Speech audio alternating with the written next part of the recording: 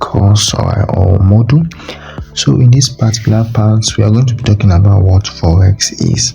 Alright, so Forex is just strictly the buying and selling of currencies. Alright, it is just strictly the buying and selling of currencies. Before now, there are other ways people used to, make transactions. We had like trade by pattern, whereby let's say I want rice, right? Okay, I want rice. I would have to go and look for somebody. Right? I want rice, and let's say I have beans.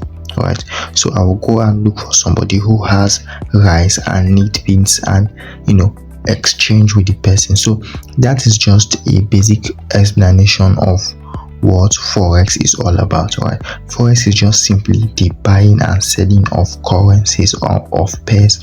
Right, if you are traveling from Cameroon, from Ghana or Nigeria, right, and you are going to the UK, right, it is most definitely that you're going to be needing a Great British pounds or maybe euro.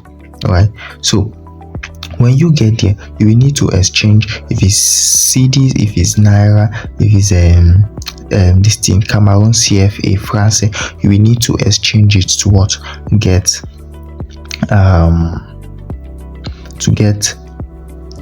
the Great British pounds or even the euro. So that is just what Forex is all about. Forex is simply what the buying and selling of currencies. You can see how I listed some currencies here. Okay, we have the Euro USD, we have the Euro JPY, and we have the USD card. Right, Euro United States dollar, USD United States dollar. I'm going to explain all this later. So these are some things you should know about the Forex market. Okay, number one is that the Forex market is the largest financial market with $5 trillion daily. Right, so the market is too big. Even if you pull out, even if you make profit of $200, even if you make profit of the market is too big. There's plenty of money to be made. So sometimes you hear people say, oh, what if Forex will crash? What if all those silly talks? No, the market is too big, and there's plenty of money to be made. Right, there is plenty of money to be made. Then number two is that the Forex does not have a physical location. All right, there's no physical location. All you just do is online with your smartphone, your laptop, you're connected to the internet, and then you can actually be trading the financial market. Then number three is the market opens 24 hours in every 5 days. All right, 24 hours in every 5 days, which I am going to explain. All right, so these are the market or Forex market sessions that we have. Remember, I said the Forex market session opens 24 hours, but only 5 days. It's not 24 hours 7 days, 24 hours 5 days. And then we have number one, the London session, we have the New York session, we have the Sydney session, and then we have the Tokyo session. All right, so the London session is the biggest. The London session is the biggest of all. Right, followed by the UK, the New York session. Right, so usually you can see how this chart is. This session is actually in GMT, Greenwich Meridian Time, which is similar to what we use if you're in Nigeria, Cameroon, or Ghana. Right, ours is GMT +1. Right, so the market starts, all right, opens on a Sunday, right, and closes on Friday at around like 10 p.m. or thereabout. Okay, so the Sydney session is the first session that opens on Sunday. You can see once the Sydney session opens, you can see there's now a place where the Sydney and the Tokyo meet, and then the Tokyo is open, and then it meets with the London session, and the London session opens and meets with the New York session, and that's how it goes. So when the New York session is closing, the Sydney session is opening. When the Sydney session opens and is about to close, Tokyo session is already open. So these meeting points are this meeting point, for example, between the London and the New York session is called overlap. Why? It's called what? The overlap. So remember I said that the London session is the biggest session, followed by what? The New York session, and then the Sydney session and Tokyo session. Okay, so a lot of people will ask, like, when is the best time for you to actually trade? The best time for you to trade, right, is between this London session and this New York session, right? You can even trade even within this overlap.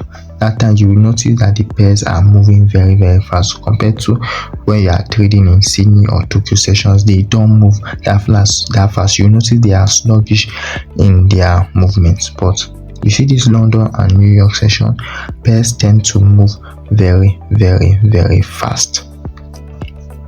So let's go back.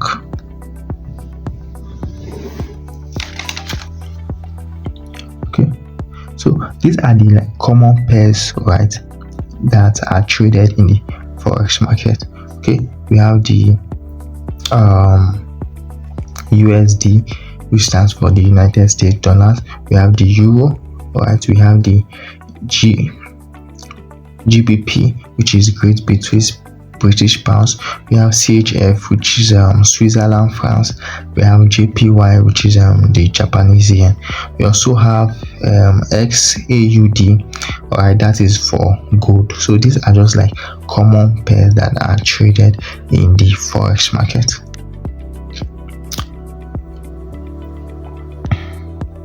So now let's talk about what we call the base and the quote currency, right? Base and quote currency. Now, if you look at this particular session, you will see USD and JPY. So the USD is what? The base currency, while the what? JPY is the quote currency. All right. The USD is what? The currency that appears first is what? The base currency, and the one that appears second is what? The quote currency. So okay, so that is just it. So if you are expecting what? The USD to appreciate, right, what you do is what? You either long the trade, you buy, or what? You either call it long, buy, or what? Bearish. If you are expecting it to depreciate, you call it short, sell, or bearish. All right. So if you are expecting the USD, right, to appreciate, what do? You what?